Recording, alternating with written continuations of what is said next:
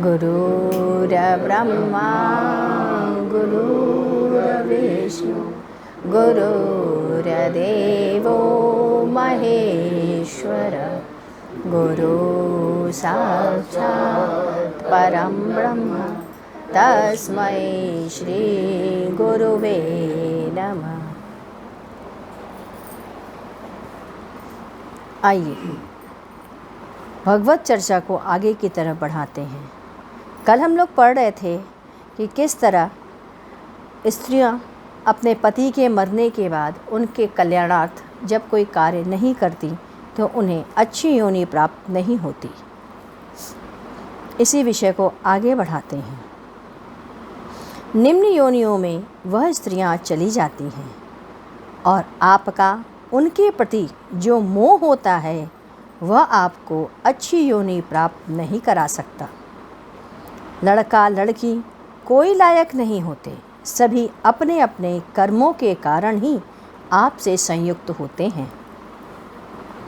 जो महिलाएं अपने पति के जेब से रुपए निकालती हैं और अपने पास रख लेती हैं या पति के द्वारा दिए गए खर्च हेतु प्राप्त धनराशि को उलट पलट कर या कपट करके बचा लेती हैं, जैसे 30 किलो गेहूं का खर्चा और 25 किलो की खरीदारी की और 5 किलो का दाम रख लिया, इस तरह एकत्रित की गई धनराशि वह पति के अति आवश्यक पड़ने पर खर्च हेतु उन्हें ही देने पर पति का कथन और चिंतन कि पत्नी कितनी अच्छी गृहस्थी चलाती है, वक्त पड़ने पर उसने बचाई हुई धनराशि मुझे खर्च हेतु दिया, परंतु पत्नी का यह कार्य वह दोषमय है।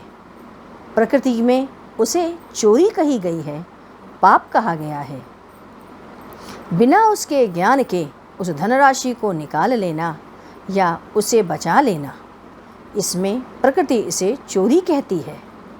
ऐसी स्त्रियां मृत्यु के समय इनके प्राण बहुत कष्ट से निकलते हैं। मल त्यागते हुए या मूत्र त्यागते हुए निकलते हैं। मल द्वार से भी निकल सकता है। अधोगति को प्राप्त होती हैं। महिलाएं अपनी गति स्वयं बिगाड़ लेती हैं। ऐसी महिलाएं लकवा की भी शिकार होती हैं। पुरुषों के लिए तो बहुत अच्छी बात है कि वक्त पड़ने पर उन्हें अच्छी रकम पत्नी के द्वारा प्राप्त हो जाती है, लेकिन पत्नी इस कृत्य के दोष के लिए प्रकृति के द्वारा भोग को भोगती है। दूसरी तरफ इस कार्य से पत्नी में अहम का बोध होता है। पति तो उसके कार्य की प्रशंसा से थकता नहीं और पत्नी का कृत्य पति पर अहंकार या अधिकार का मोहर लगाता है। मैं देखभाल अच्छा करती हूँ, मैं परिवार अच्छे से चलाती हूँ, मैं इस कृत्य की बड़ाई जो मैंपन आता है यह उसका अहंकार होता। प्रातःकाल पूजन करने से उठने के बाद प्रसाद वितरण के समय बाबू और पंकज में तर्क हुआ।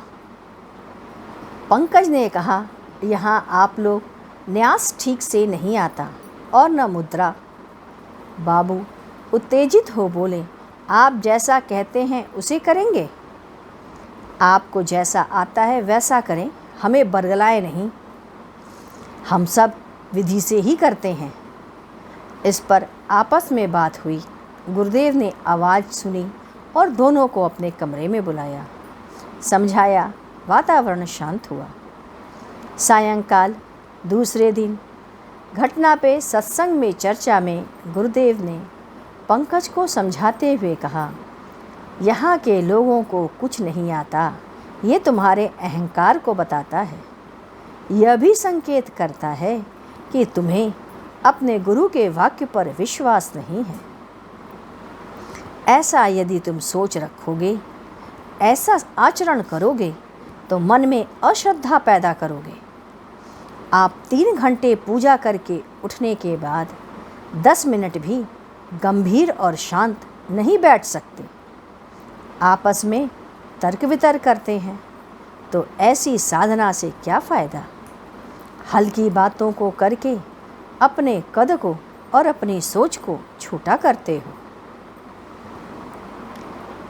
दूसरी तरफ इस बात की चर्चा सबके सामने आई।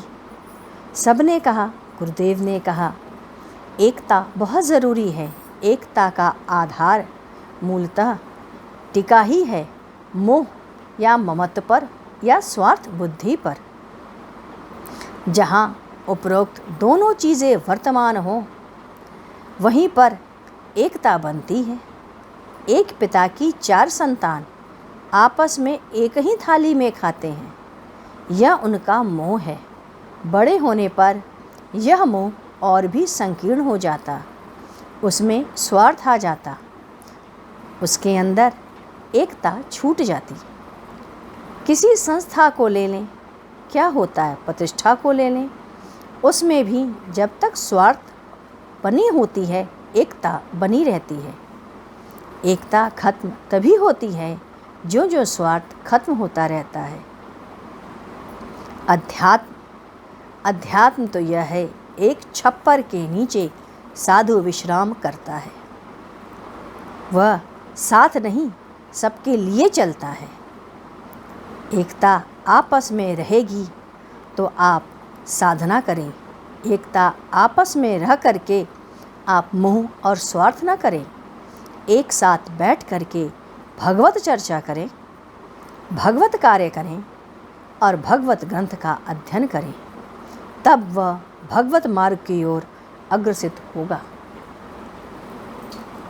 इसके पश्चात 1 अप्रैल सन 1993 गुरुवार, आज रामनवमी का दिन, प्रातः गुरुदेव की चरण वंदना, जल डालकर चरणामृत लिया गया।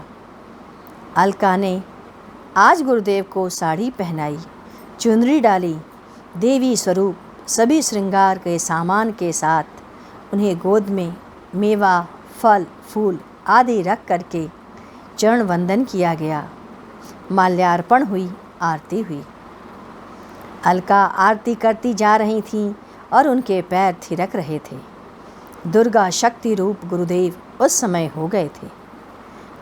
तकरीबन आधे घंटे तक आरती हुई और हम सभी भाव विभोर उसमें थे।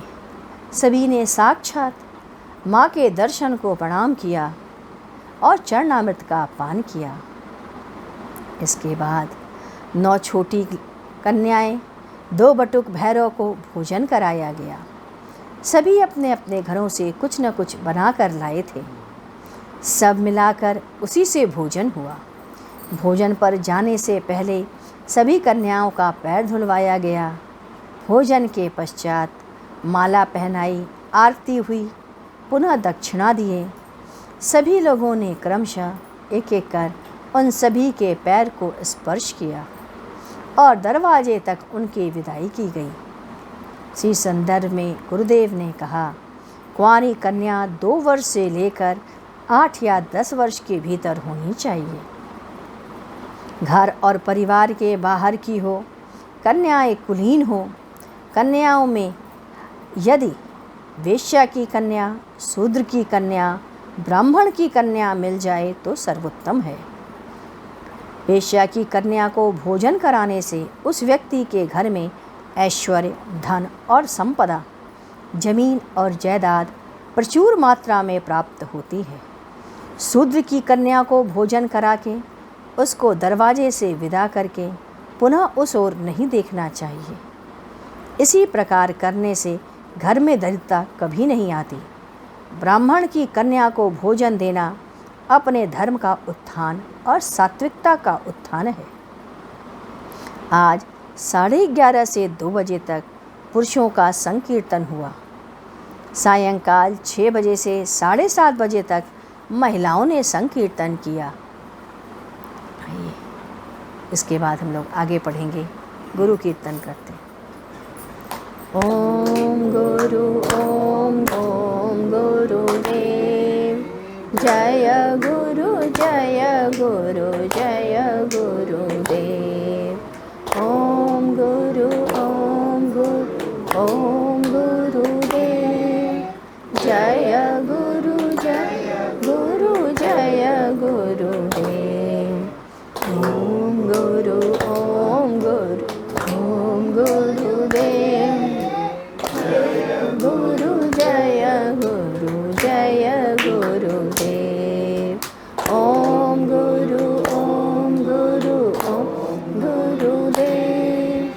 जय गुरु जय गुरुदेव। ओम गुरु गुरु ओम गुरुदेव जय गुरु जय गुरुदेव। ओम गुरु ओम गुरुदेव जय गुरु जय गुरुदेव। ओम गुरु ओम गुरुदेव जय गुरु जय गुरुदेव। बोलिए सद्गुरुदेव महाराज की जय।